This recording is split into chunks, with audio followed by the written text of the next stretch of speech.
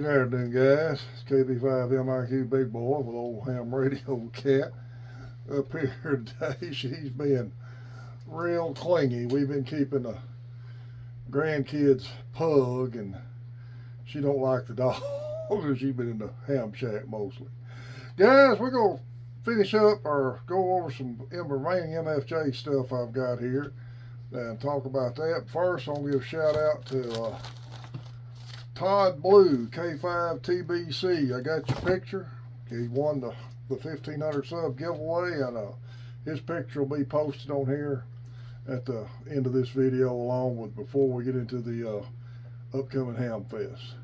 Guys, I got several different little pieces of MFJ gear here we're going to talk about. And this is one of the things that I'm really going to miss about MFJ. They really had some cool different items they made that a lot of people didn't think about. All right. One thing, and you may think I'm crazy for touting this, but I'm going to show it to you, that they've got here and show you my reasoning for it. This is a little, it's the MFJ. I'm about to drop everything here. Excuse my shack's a mess. MFJ 5612S SMA male to SO239 adapter. Now, why do you think I would want to do a review on that these things are, that's just an adapter? Well, there's several reasons for that. One, it's good to use on your Nano VNA, which I got mine put back here, but another one, you look at these newer talkies, like this older, this is an '09 model, the Yaesu FT270D or a 270. Battery's gone on it a long time, but I've got the AC adapter, the car adapter for it, and a hand mic. And this was my mobile radio for a long time, my pickup, till Kent hooked me up with an 8900, and it's still my mobile radio when I go in my dad's pickup or somebody else's car. And all you gotta do is put that adapter on there and hook a standard mag mount right to it, right to that adapter, just like that. And you notice this is how much difference in technology has come since I've got in this hobby. This is a '09 model, and you look at a newer like an FT4X, even smaller. Look how much, there's only about this much space across the top, and that's got the mic antenna and the on-off switch, volume, control knob, turn up and down, everything on that one radio. When I got into this hobby, handhelds were twice that size, and they all had BNC connectors across the top of them. Now, they're smaller, SMA connector. Yeah, you could get a straight SMA to SO239 connector, but the knob may be too big to put on there with another knob on your radio. Plus, you don't have all that weight with the antenna connected straight there. You can got a little strain relief on it. So those are good items to have, and MFJ's got them. I think that was still on the website at $19.95. All right, a couple items here that I've got that I don't have any way of testing, but these were made for the Yaesu 817, and I believe the 818 is the same way, and the L-Craft EX3 portable HF rigs. This is a BNC capable 40 meter telescoping whip that you can use on the back of your radio. Got the BNC, and that's what the BNC adapter on the radio is. I looked up the instructions on these, and they recommend you put a length of wire off the ground point of the radio down on the ground to give you another counterpoise with it. But this be a real cool antenna to use for the guys who want to run portable ops, QRP ops portable. I've got a 40 meter and a 20 meter version. All right. And I'll tell you what, if any of you guys that's got those type of radios and need an antenna, drop me an email and I'll fix you up. But these, I didn't get the price on them, but they've still got these on the website. I don't have a way of checking them. I don't have a adapter or a portable rig for that matter right now, but I can see where these would be a real easy way to work portable QRP, especially if you're in an area that doesn't have a lot of trees, where you might have a harder time putting up a temporary end-fed half wave or even a simple dipole. And if you're moving a lot, working soda contacts, going up, if you're going up on top of a mountain backpacking, less weight to carry, and it'd be easier to set up quick and use something like that. Something to think about. I mean, I didn't even thought about that type of an antenna. All right, we got the MFJ 805 RF noise detector. And I have played with this one a little bit. $129.95, and you just clamp this around your wire and read any sensitivity, picking up any RF noise off cable.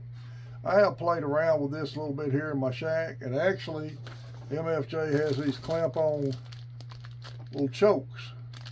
The MFJ 708 suppression chokes, 700B4, and I've used a couple of them on some lines when I picked up some items, picked up a little interference with this MFJ suppression, MFJ RFI detector, the MFJ 805. I'm sorry I'm having to squint. I'm trying to keep putting my glasses back on.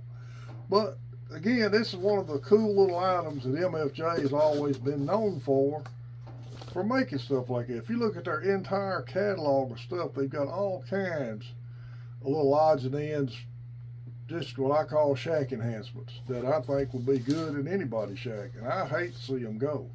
Not from the standpoint that I may not get to do any more videos for them, just from the fact that a lot of new hams and hams on a budget is going to sorely miss them. All right, now I've got this. I got some notes right here. I'm going to put my glasses back on. This is a mobile antenna capacitance matcher, 200 watts, 10 through 80 meters. The MFJ 910 mobile antenna matcher. So it's got a 4-to-1 current balance, $59.95.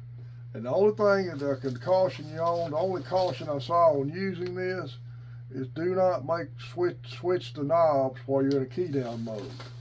But if you're running HF rigs like on mobile, and you've got a different style antenna on there that you'll want to maybe don't want to change while you're moving, might help you out there on something like that, to just to see if it'll help the antenna and not have to stop and make as many antenna adjustments.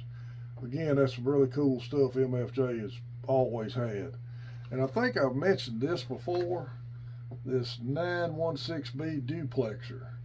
I gotta see what frequency this one is. I'm assuming 1.3 to 225 megahertz, which covers HF at 2 meters, and it also covers UHF. SO239, you can connect 2 transceivers to 1 antenna, or 2 antennas to 1 transceiver. And haven't had an opportunity to use that much yet, but I may actually try that out here in a little bit. May put that on my 10 meter by 2 HF rigs I've got here, so I can work with different same antenna with 2 different radios. But good, heavy, well built looking piece of equipment. So I wish they were still here, gonna hang around. I hate, COVID messed up a lot of stuff in all industries. And I sure hate to see them go, but I understand Mr. Martin's ready to retire, spend time with the family, and it's well deserved. He's well earned it. And thank you again, Mr. Martin from MFJ, for everything you've done to support the ham radio community. In my last video, guys, I'm 65 years old, and there's a trait my family's got of getting names wrong. And I referred to Richard's new venture with the amps as Empire amps instead of Expert amps. And I apologize, I was corrected on that. if you watch the first part of the video, I've got the logos together, MTC and Expert, so you knew what I was talking about. But I'm afraid that ain't gonna get any better. I try to watch these videos and reshoot them when I make a mistake like that, but I just goofed up. I appreciate that being pointed out to me. Thanks again to K1ENT Kent Broken Circuit Ranch YouTube channel for sponsoring our last video. We're going to do a 1,750 subscriber giveaway. I've got an antenna analyzer and a Yaesu tower bearing, and probably going to give these two meters and this capacitance matcher away here also pretty quick. And like I said, I wouldn't give these away on a giveaway because ain't everybody going to have that kind of radio. But if you got that kind of radio for these to work with, shoot me an email. We'll get you fixed up.